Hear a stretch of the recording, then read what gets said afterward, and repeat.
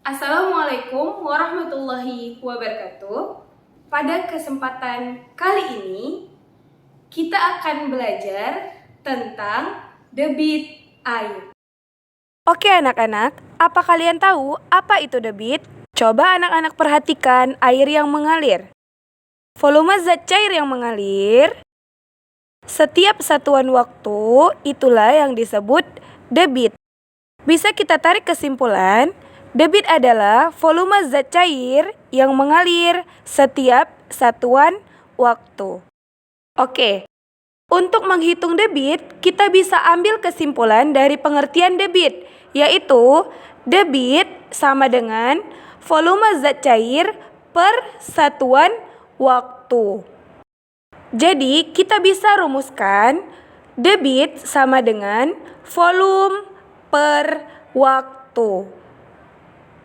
Atau D sama dengan V per T. Oke, langsung saja kita ke contoh soal pertama. Suatu bak mandi dengan volume air 2400 liter. Jika waktu yang diperlukan untuk mengisi bak, yaitu selama 30 menit, berapa debit air tersebut? Oke, langkah pertama kita tulis apa yang diketahui dari soal, yaitu volume sama dengan 2400 liter dan waktunya yaitu 30 menit.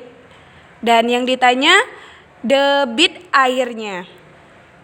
Jadi langsung saja debit sama dengan volume per waktu.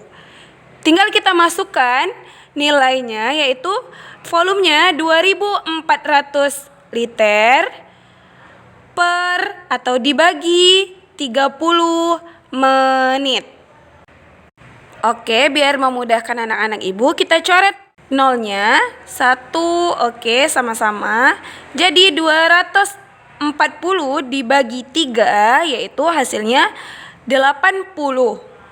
Jadi satuannya disesuaikan ya, jadi liter per menit. Jadi debit airnya adalah 80 liter per menit. Oke anak-anak ibu, agar kalian lebih paham, coba untuk menyelesaikan soal berikut ini. Oke, selamat mencoba. Matematika asik dan menyenangkan.